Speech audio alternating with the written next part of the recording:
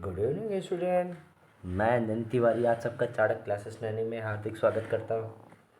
बेटा आज का जो हमारा टॉपिक है वो क्लास नाइन्थ से है। क्लास नाइन्थ में जो फर्स्ट चैप्टर है वो क्या है? मैटर सराउंडिंग अस। फर्स्ट चैप्टर क्या है? मैटर सराउंडिंग अस। अब यहाँ पर आपको सबसे पहले समझना होगा कि मैटर सराउंडिंग अस कहने का मतलब क्या है। तो मैटर सराउंडिंग अस कहने का मतलब क्या है कि जो हमारे आसपास, जो हमारे चारों ओर जो भी ऑब्जेक्ट्स हैं वो किस नेचर के हैं, आप उन्हें किस कंडीशन में क्लासीफाई कर सकते हो। तो यहाँ पे आपको सबसे पहले क्या समझना होगा कि मैटर क्या है। अब यहाँ पे मैटर का मतलब आपने हमेशा सुना होगा कि मैटर हो गया। तो वो मैटर हो गया जो है वो किसको डिनोट करता है? वो झगड़े को, फाइट को, क्वेरल को। लेकिन यहाँ पर जो मैटर है वो किसको डिनोट कर रहा है कि भाई कोई भी ऑब्जेक्ट है उसके बारे में। तो मैटर क्या होता है? तो आपको यहाँ पे बस आपको क्या याद रखना होता है, क्या याद रखना होता है? That substances, that substances which is generally occupy space, which is generally occupy space and contain mass, and contain mass। यानी कहने का मतलब क्या है कि जिनके पास क्या होता है? स्पेस होता है। यानी अगर आप कोई भी ऑब्जेक्ट कहीं पे रख देते हैं तो वो क्या करता है कि उतने एरिया को वो क्या कर लेता है? कवर कर लेता है। तो जितने एरिया को कवर कर लेता है तो वो क्या कर रहा है? स्पेस को ऑक्यूपाई कर रहा है। साथ ही साथ जब आप उसको मेजर करते हैं, उसका वेट देखते हैं, तो कुछ ना कुछ तो उसका वेट आता है। चाहे आप पेन ले लीजिए, आप चौक ले लीजिए, आप कोई भी स्ट्रक्चर आप ले लीजिए, कोई भी मैटर आप ले लीजिए। जब भी आप कोई मैटर लेंगे, कोई भी स्ट्रक्चर लेंगे, उसके पास कुछ ना कुछ मास होता है और वो कुछ ना कुछ स्पेस को कंटेन करता है। तो इसीलिए क्या कहा गया कि ऐसे सब्सटेंसेस जो स्पेस ऑक्यूपाई करते हैं और जिनके पास क्या होता है? मास होता है, उन्हें हम क्या कहते हैं? मैटर कहते हैं। ये बात क्लियर? अब मैटर जो होते हैं ये जनरली क्या होते हैं? Made up with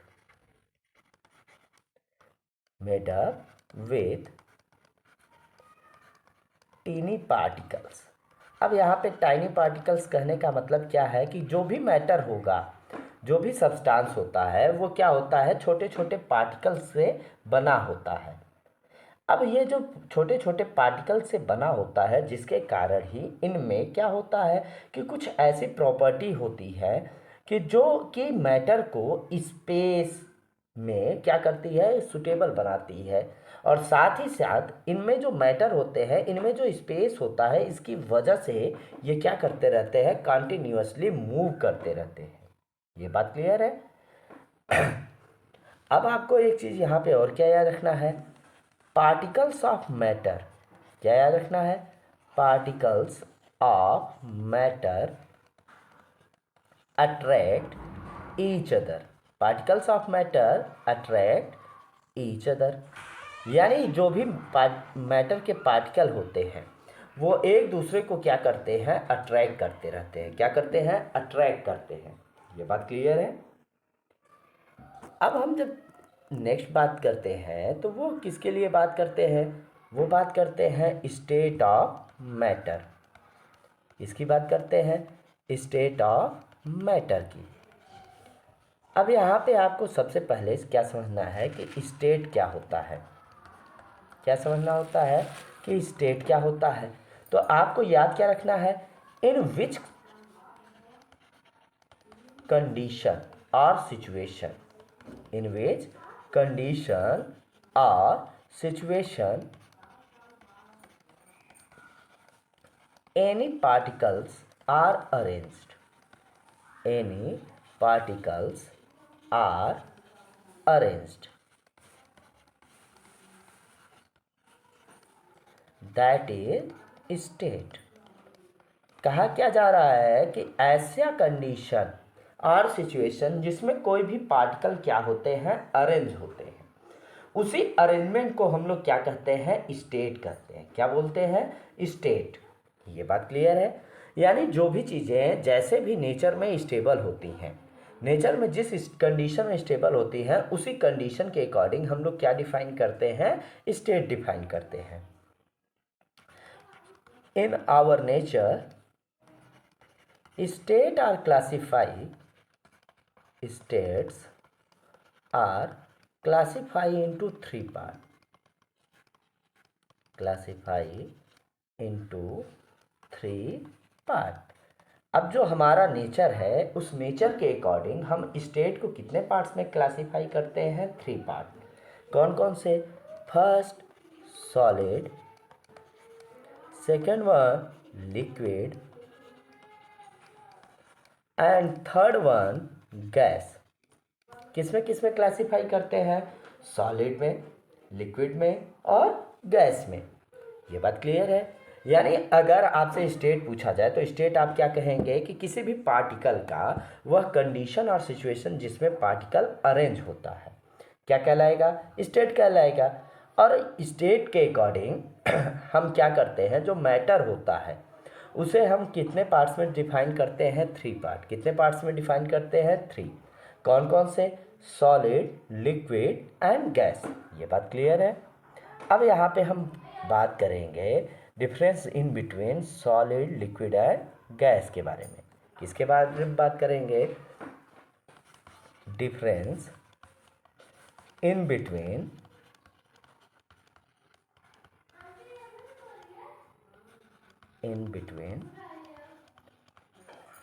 solid, liquid and gas. अब यहाँ पे आपको डिफरेंस समझना है किसके किसके बीच में, सॉलिड में, लिक्विड में और गैस में। किसके किसके बीच समझना है, सॉलिड, लिक्विड एंड गैस। तो अब हमें क्या करना होगा, ऐसे हम क्या कर लें, एक चार्ट बना लें। एक तरफ हमने क्या लिख लिया, सॉलिड, फिर हमने क्या लिख लिया, गैस, और क्या लिख लिया है, लिक्विड।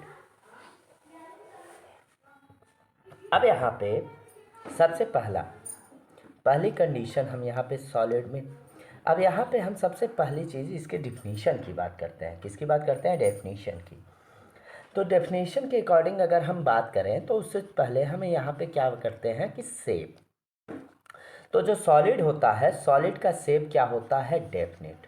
क्या होता है, डेफिनिट। लिक्विड का शेप क्या होता है, इनडेफिनिट। लिक्विड का शेप क्या होता है, इनडेफिनिट। और गैस का भी शेप क्या होता है, इनडेफिनिट। ठीक। सेकेंड वन हम बात करते हैं वॉल्यूम की। तो इसके वॉल्यूम भी क्या होते हैं, डेफिनिट। यानी सॉलिड का क्या क्या डेफिनिट हो गया, शेप डेफिनिट हो गया और वॉल्यूम। लिक्विड का शेप क्या होता है, इनडेफिनिट, लेकिन वॉल्यूम क्या होता है, डेफिनिट। और गैस का दोनों कंडीशन अभी क्या है, इनडेफिनिट। Third one mass. इसका मास भी क्या होता है, डेफिनिट। इसका मास भी क्या होता है, डेफिनिट। और इसका मास क्या होता है, इनडेफिनिट। इसका मास क्या होता है, इनडेफिनिट। ये बात क्लियर। Number 4 size. इसकी साइज भी क्या होती है, डेफिनिट। इसकी साइज क्या होती है, इनडेफिनिट। और इसकी साइज भी क्या होती है, इनडेफिनिट। तब अब हमें क्या समझना है कि जो सॉलिड है, सॉलिड का शेप, साइज, मास, वॉल्यूम सब क्या होते हैं, डेफिनिट होते हैं। लिक्विड के क्या होते हैं, शेप और साइज इनडेफिनिट होते हैं, मास और वॉल्यूम क्या होते हैं, डेफिनिट। और गैस के शेप, साइज, मास, वॉल्यूम सब क्या होते हैं, इनडेफिनिट होते हैं। ये बात क्लियर है। अब जब हम नेक्स्ट चलते हैं, नेक्स्ट में हम क्या करते हैं कि भाई जो नेक्स्ट प्रॉपर्टी आपको देखना है, अब उसके बारे में बात करते हैं। नेक्स्ट प्रॉपर्टी में क्या है, अरेंजमेंट ऑफ पार्टिकल। फिर प्रॉपर्टी क्या है? Arrangement of particle. तो अब यहाँ पे आपको क्या ध्यान देना होगा कि जो सॉलिड होते हैं, सॉलिड में क्या होता है? Regular arrangement. क्या होता है? Regular arrangement. लिक्विड में क्या होता है? इर्रेगुलर। क्या होता है? इर्रेगुलर। और गैस में भी क्या होता है? Irregular arrangement. ठीक है, यानी अब आपको दिमाग में बैठा लेना है कि जो पार्टिकल का अरेंजमेंट होता है सॉलिड का, वो कैसा होता है? रेगुलर होता है। वो कैसा होता है? रेगुलर। जो लिक्विड और गैस होते हैं उनका अरेंजमेंट क्या होता है? इर्रेगुलर। ये बात क्लियर है? 6 पॉइंट में आपको क्या ध्यान देना होगा? Particle range. क्या ध्यान देना होगा? Particle range. तो आपको यहाँ क्या ध्यान देना है कि जो सॉलिड के पार्टिकल हैं इनका रेंज क्या होता है? 10⁻13 टू 10⁻7 मीटर। इनका रेंज क्या होता है? सॉलिड के पार्टिकल का range 10⁻13 metre to 10⁻7 metre. Liquid का क्या होता है? 10⁻7 टू 10⁻4 मीटर। और जो गैस होते हैं, गैस का क्या होता है? 10⁻³ टू 10⁻3 मीटर। अब आपको ध्यान देना है कि जिनके पावर में माइनस ज़्यादा है उनका रेंज क्या होगा? उतना ही कम। कहने का मतलब है एक पार्टिकल ये है, दूसरा पार्टिकल ये है, इनके बीच में गैप बहुत कम होता है, इनके बीच में थोड़ा सा ज़्यादा होता है और इनके बीच में बहुत ज़्यादा होता है। तो ये कहने का मतलब क्या है? जो पार्टिकल रेंज है वो ये बता रहा है कि जो सॉलिड के पार्टिकल होते हैं वो बहुत ही क्लोज होते हैं, बहुत ही पास होते हैं। तो यहाँ से अब यहाँ पे आप क्या समझ सकते हैं? मॉलिक्यूलर स्पेस के बारे में। किसके बारे में समझ सकते हैं? Molecular space. जो सॉलिड होते हैं इनके बीच में जो मॉलिक्यूलर स्पेस होता है वो क्या होता है? बहुत ही लो होता है, यानी बहुत ही कम होता है। जो लिक्विड होता है इसमें क्या होता है? मॉडरेट होता है। क्या होता है? मॉडरेट। और इसमें क्या होता है? हाई। ये बात क्लियर? तो जो मॉलिक्यूलर स्पेस है वो सॉलिड में क्या होता है? बहुत ही कम। क्यों? क्योंकि इनके बीच जो पार्टिकल के बीच में गैप है, ये गैप, ये क्या होता है? बहुत ही कम। इसमें थोड़ा सा ज़्यादा है, इसमें क्या है? बहुत ही ज़्यादा। तो इससे आपको समझ में आ जाएगा कि जो मॉलिक्यूलर स्पेस होता है सॉलिड में वो क्या होता है? बहुत ही कम होता है। जो लिक्विड है इनमें क्या होता है? मॉडरेट होता है। और जो गैस है इसमें क्या होता है? बहुत ही हाई होता है। अब यहाँ पे आपको नेक्स्ट क्या समझना होता है? Molecular force. क्या समझना होता है? Molecular force. अब मॉलिक्यूलर फोर्स से आपको क्या समझना होगा कि जो सॉलिड होते हैं इनमें मॉलिक्यूलर फोर्स क्या होता है? हाई होता है। क्या होता है? हाई। और इनमें क्या होता है? Similar condition moderate. और इसमें क्या हो जाता है? लो। अब यहाँ पे आपको बस समझना क्या है कि जिनके बीच में मॉलिक्यूल का अरेंजमेंट जितना कम होगा उनके बीच उतना ही ज़्यादा फोर्स लगेगा। जिनके बीच में मॉलिक्यूल का अरेंजमेंट बहुत ज़्यादा होगा उनके बीच में फोर्स उतना ही कम होगा। ये बात क्लियर रहेगी? अब नेक्स्ट पॉइंट की तरफ चलते हैं। अब जो 9 पॉइंट जो है आपका, अब यहाँ पे हम बात करते हैं डेंसिटी की। किसकी बात करते हैं 9 पॉइंट में? डेंसिटी। अब एक बात आपको ध्यान रखना है कि भाई जिसके पास मास वॉल्यूम ज़्यादा होगा उसकी डेंसिटी क्या होगी? ज़्यादा होगी। और जिसके पास कम होगा उसकी डेंसिटी क्या होगी? कम होगी। अब आप ये बताइए, अभी आपको मैंने बताया कि जो सॉलिड होते हैं इनके पास क्या होता है? मास और वॉल्यूम क्या होता है? डेफिनिट होता है। तो यहाँ पे इनकी डेंसिटी क्या होगी? हाई। यानी the density of solid is high and the density of liquid is moderate, whereas the density of gas is low. अब बेटा आपको एक बात याद रखना है कि एक मेटल है, क्या नाम है उसका? Metal mercury. मरकरी एक ऐसा मेटल है बेटा जो नेचर में किस स्टेट में होता है? Liquid state. और उसकी डेंसिटी सबसे ज़्यादा होती है। मरकरी की जो डेंसिटी होती है वो सबसे ज़्यादा होती है। तो यहाँ पे बस आपको ये समझना है कि जो मरकरी है वो मेटल है, और मेटल जनरली क्या होते हैं, सॉलिड, और सॉलिड के जो डेंसिटी है वो हमेशा क्या होती हैं, हाई होती हैं। क्या होती हैं, हाई। ये बात क्लियर। अब 10th पॉइंट में आप कुछ समझते हैं। 10th पॉइंट में हमें यहाँ पे आपको क्या समझना है, melting and boiling point. Melting and boiling point यानी कि मेल्टिंग और बॉइलिंग पॉइंट यानी कौन मेल्ट हो जाएगा, कौन बॉयल हो जाएगा। तो एक बात आपको याद रखना है कि सॉलिड जो होते हैं, सॉलिड के मेल्टिंग एंड बॉइलिंग पॉइंट क्या होते हैं, हाई। लिक्विड के क्या होते हैं, मॉडरेट, और गैस के क्या होते हैं, लो। ये बात क्लियर रहेगी। यानी the melting and boiling point of solid is high, whereas the liquid melting and boiling point is moderate, and the boiling point and melting point is low of gases. ये clear है बेटा। Next यहाँ पे आपको क्या याद रखना है, कंप्रेसिबिलिटी। क्या याद रखना है, कंप्रेसिबिलिटी। अब जो कंप्रेसिबिलिटी है कि यानी किसको दबाया जा सकता है, तो भाई दबाया उसी को जा सकता है जो दूर दूर हो। जो पास पास होते हैं उन्हें आप कंप्रेस नहीं कर पाएंगे। बेटा आपके पास को जैसे आप जानते होंगे कि गैस सिलेंडर होता है, गैस सिलेंडर में क्या भरा होता है, एलपीजी।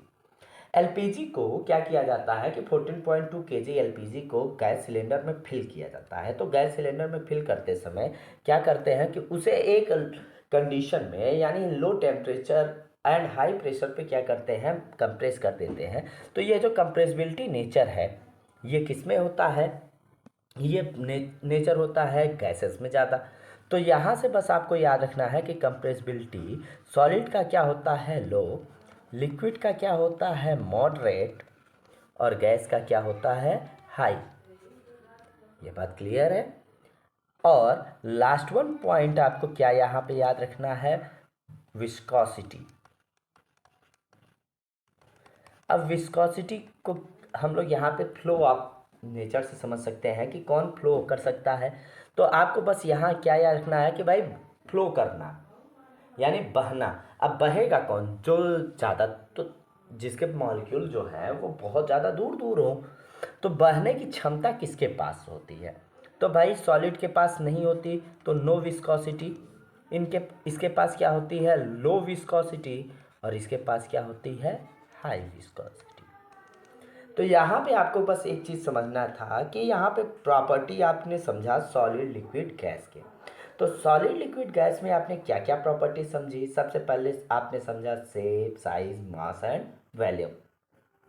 इसमें आपने क्या समझा कि शेप किसका फिक्स होता है, किसका नहीं होता, साइज किसका फिक्स होता है, किसका नहीं होता, मास किसका फिक्स होता है, नहीं होता, वॉल्यूम किसका फिक्स होता है, ये सब आपने समझा। इसके बाद आपने क्या समझा कि इनके कुछ प्रॉपर्टीज़ के बारे में आपने समझा। क्या क्या प्रॉपर्टीज़ में कि इंटरमॉलिक्यूलर फोर्स के बारे में, इन मॉलिक्यूलर रेंज के बारे में यानी पार्टिकल रेंज के बारे में। आपने किसके बारे में समझा, इंटरमॉलिक्यूलर फोर्स के बारे में। आपने और क्या समझा, density, melting point, boiling point, compressibility and viscosity. ये बात क्लियर है।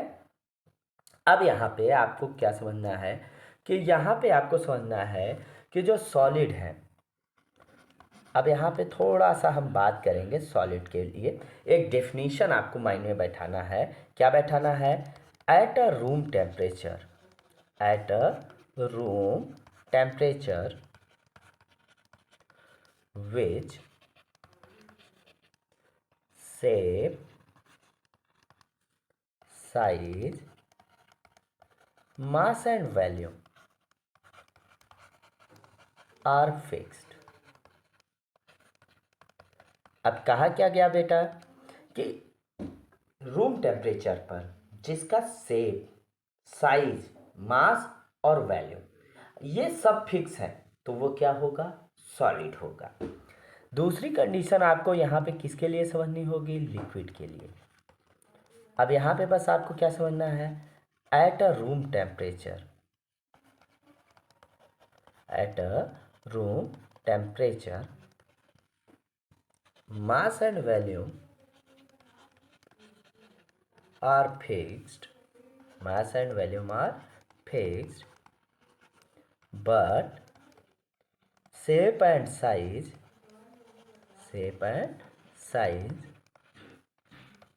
are not fixed. कहा क्या गया कि अगर रूम टेम्परेचर पे जिसका मास और वॉल्यूम क्या हो, फिक्स हो, लेकिन शेप और साइज फिक्स ना हो, तो उसे हम क्या कहेंगे, लिक्विड कहेंगे। क्या कहेंगे, लिक्विड। एंड थर्ड वन क्या आता है, गैस। तो गैस के लिए आपको बस क्या याद रखना है कि एट अ रूम टेम्परेचर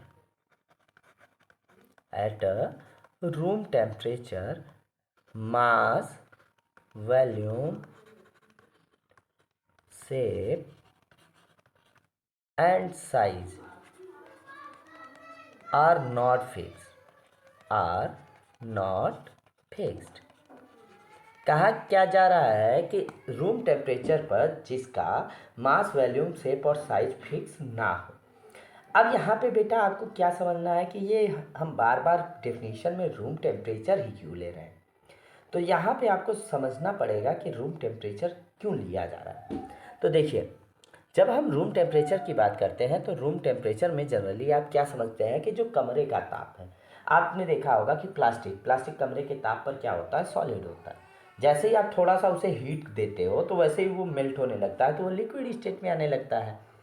आप ऐसे ही जो भी चीज़ें हैं कमरे के ताप पर बेटा आपने देखा होगा, वो वाटर, पानी क्या किस स्टेट में होता है, लिक्विड। लेकिन जैसे ही आप थोड़ा सा हीट देते हो तो वो क्या बनने लगता है, वेपर होने लगता है, वेपराइज होने लगता है।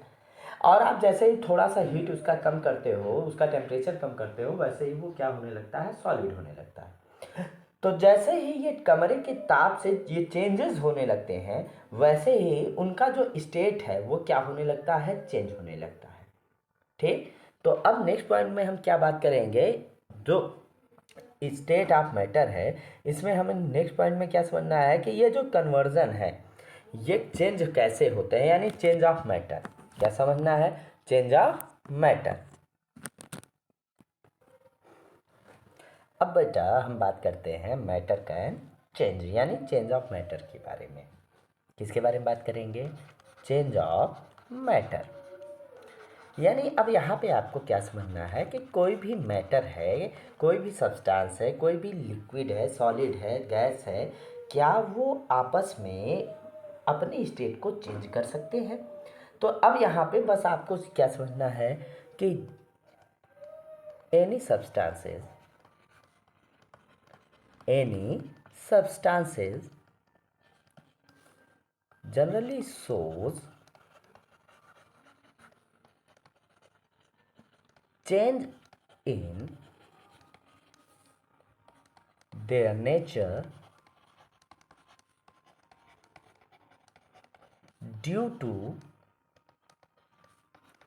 change in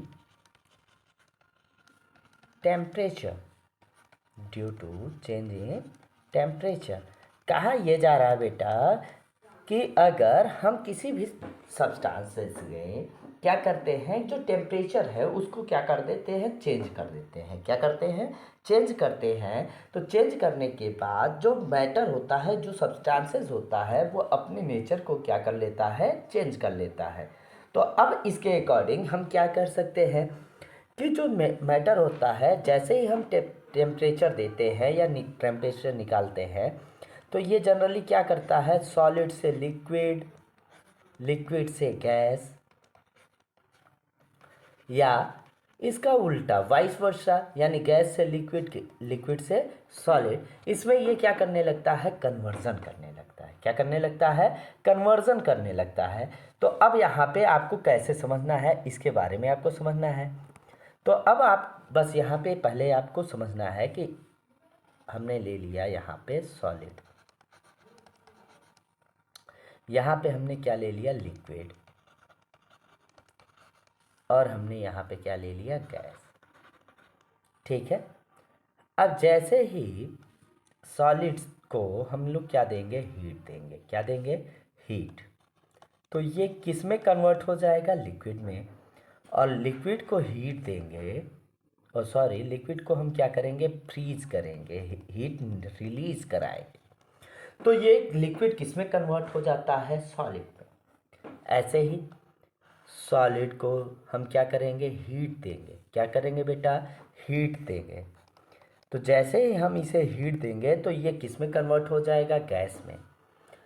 और जैसे ही हम गैस को क्या करेंगे, फ्रीज कराएंगे। क्या कराएंगे, फ्रीज, तो ये किस में कन्वर्ट हो जाएगा, लिक्विड में। ऐसे ही सॉलिड से गैस और गैस से सॉलिड है। अब सॉलिड से गैस, यानी यहाँ पे भी हम क्या करेंगे बेटा, हीट करेंगे, और गैस से हमें सॉलिड लेना है तो हम क्या करेंगे, यहाँ पर फ्रीज करेंगे। क्या करेंगे, फ्रीज। तब यहाँ पे आपको क्या समझ में आना चाहिए कि जो नेचर है, क्या नेचर है कि भाई जो सॉलिड है, लिक्विड है और गैस है। अब सॉलिड से आपको क्या मिल सकता है, लिक्विड, लिक्विड से आपको क्या मिल सकता है, गैस, गैस से आपको क्या मिल सकता है, लिक्विड, और लिक्विड से आपको क्या मिल सकता है, सॉलिड। अगर सॉलिड से लिक्विड हमें लेना है तो हमें क्या देना होगा, हीट देना होगा। लिक्विड से गैस लेना है तो भी हमें क्या देना होगा, हीट देना होगा। लेकिन अगर हमें गैस से लिक्विड लेना है तो बेटा हमें क्या लेना हो, करना होगा, फ्रीज करना होगा। और लिक्विड से सॉलिड को भी हमें क्या करना होगा, फ्रीज करना होगा। कहने का मतलब है कि जैसे ही हम सॉलिड को गर्म करेंगे तो वो किस में बदल जाएगा, लिक्विड में। आपने देखा होगा कि अगर आपके पास आइस है, बर्फ़ है, बर्फ़ को आप जैसे ही गर्म करते हैं तो वो किस में बदलने लगता है, वाटर में, लिक्विड स्टेट में। अब उस लिक्विड को आप क्या करते हो, गर्म करते हो, तो वहाँ से आपने देखा होगा कि वेपर बनने लगता है, भाप बनने लगता है। अब उसी भाप को आप ठंडा करते हो, कंडेंस करते हो, तो वो किस में कन्वर्ट हो जाता है, लिक्विड में। और उस लिक्विड को आप क्या करते हो कि और टेम्परेचर कम करते हो तो वो ठंडा करते हो तो वो किस में बदल जाता है, बर्फ़ में। तो यहाँ पे आपका जो बेस्ट एग्जांपल है वो क्या है, आइस, वाटर एंड वेपर। जो इसका बेस्ट एग्जांपल है वो क्या है, आइस, वाटर एंड वेपर। जैसे ही आप आइस को हीट देंगे, ये किस में बदल जाएगा, वाटर में। वाटर को आप हीट देंगे तो किस में बदल जाएगा, वेपर में। वेपर को आप क्या करेंगे, फ्रीज करेंगे तो ये किस में बदलेगा, वाटर में। और वाटर को आप फ्रीज करेंगे तो ये किस में बदल जाएगा, आइस में। कहने का मतलब क्या है कि आप बर्फ़ को गर्म करते हैं तो ये किस में बदल जाता है, पानी में। पानी को गर्म करते हैं तो ये किस में बदल जाता है, भाप में। भाप को ठंडा करते हैं तो ये किस में बदलता है, पानी में। और पानी को आप ठंडा करते हैं तो वापस ये किस में बदल जाता है, बर्फ़ में। तो यहाँ पे आपको चेंज ऑफ मैटर समझ में आ गया। अब यहाँ पे हम बात करेंगे कि इफेक्ट ऑफ टेम्परेचर के बारे में। किसके बारे में बात करेंगे, इफेक्ट ऑफ टेम्परेचर।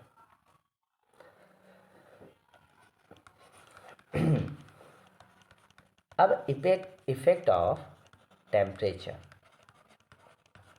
इसके बारे में बात करना है। तो यानी आप क्या समझना है कि सबसे पहले कि कहाँ, on the state of matter, on the state of matter due to change in due to change in temperature, the nature of matter may be changed, that is known as effect of temperature, that is known as effect of temperature। अब कहा क्या जा रहा है कि अगर हम किसी भी स्टेट ऑफ मैटर में टेम्परेचर को चेंज करते हैं, उस टेम्परेचर को चेंज करने पर जैसे ही हम टेम्परेचर चेंज करते हैं तो उसका नेचर क्या होने लगता है, चेंज होने लगता है। तो इसी कंडीशन को हम लोग क्या कहते हैं, इफेक्ट ऑफ टेम्परेचर कहते हैं। ये बात क्लियर। अब यहाँ पे आपको क्या समझना है, the temperature may be rise temperature may be rise और लो। टेम्परेचर को हम बढ़ा भी सकते हैं और घटा भी सकते हैं। क्या कहा जा रहा है कि द टेम्परेचर में भी राइज और लो। टेम्परेचर को हम बढ़ा भी सकते हैं और घटा भी सकते हैं। ये बात क्लियर। अब जो इफेक्ट ऑफ टेम्परेचर है इसको हम लोग क्या करते हैं कि कई पार्ट्स में समझते हैं। The effect of temperature the effect of temperature may be understand on the basis of number of points or temperature point।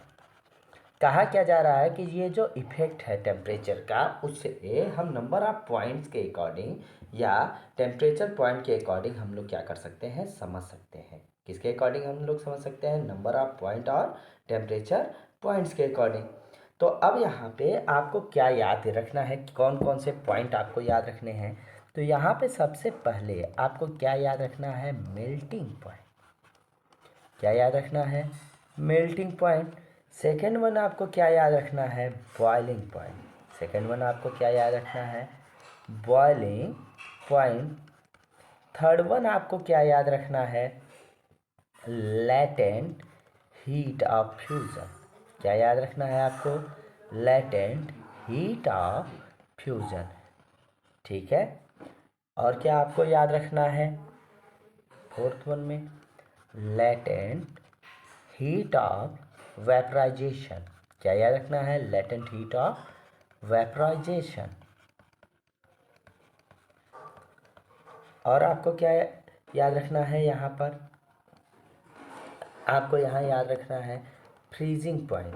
क्या याद रखना है? Freezing point. ठीक है। यानी इतने पॉइंट आपको यहाँ पे क्या करने हैं, समझने हैं। किसके? इफेक्ट ऑफ टेम्परेचर के। किसके समझने हैं बेटा? Effect of temperature. तो अब आज इतने ही बात करेंगे, क्योंकि नेक्स्ट वीडियो में जब हम बात करेंगे तो ये सारे पॉइंट्स को हम लोग क्लासिफाई करेंगे और स्पेसिफिक पॉइंट्स को हम लोग क्या करेंगे, समझेंगे। और इन सब चीज़ों को समझने के लिए आपको क्या करना होगा, थोड़ा सा आपको याद रखना पड़ेगा जो भी चीज़ें आज पढ़ाई गई हैं। तो जो भी चीज़ें आज बताई गई हैं तो इन्हें बड़े आसानी के साथ आपको क्या करना है, याद रखना है कि ये आपके सारे पॉइंट आपको क्या करने हैं, कैदर करने हैं। तो आज के वीडियो में हमने आपसे क्या क्या बात किया? आज के वीडियो में हमने आपसे बात किया मैटर, और हमने क्या बात किया? स्टेट्स। और हमने उस स्टेट को क्लासिफाई किया। किस में किया? सॉलिड में, लिक्विड में, गैस में। और इन सॉलिड लिक्विड गैस के कुछ प्रॉपर्टीज़ को हमने क्या किया? क्लासिफाई किया। अब इन सारे प्रॉपर्टीज़ को क्लासिफाई करने में हमने क्या क्या समझा? शेप समझा, साइज समझा, मास समझा, वॉल्यूम समझा, melting point, boiling point, density और डिफरेंट टाइप के molecular particle arrangement, molecular force, intermolecular space, इन सब के बारे में समझा। उसके बाद हमने क्या बात किया बेटा? उसके बाद हमने बात किया चेंज ऑफ स्टेट, जिसमें हमने किसके बारे में बात किया? सॉलिड लिक्विड गैस के बारे में। अब उसके बाद हमने क्या बात किया? Effect of temperature on the change of state. अब यहाँ पे हमने टेम्परेचर के बारे में बात किया कि भाई कि टेम्परेचर का रोल क्या होता है effect of state of matter में, जिसमें हमें कुछ स्पेसिफिक कंडीशन आपको याद रखने होते हैं, जैसे boiling point, melting point, latent heat of fusion, latent heat of vaporisation, freezing point. अब इन सारे पॉइंट्स को हमने कहा कि नेक्स्ट वीडियो में हम इसे क्लासिफाई करेंगे और इसे अच्छे से डीप में चलेंगे। तब तक बेटा आप सबसे एक निवेदन है कि आप हमारे यूट्यूब चैनल को ज़्यादा से ज़्यादा लाइक करें, सब्सक्राइब करें, शेयर करें। तब तक के लिए धन्यवाद। जय हिंद, जय भारत।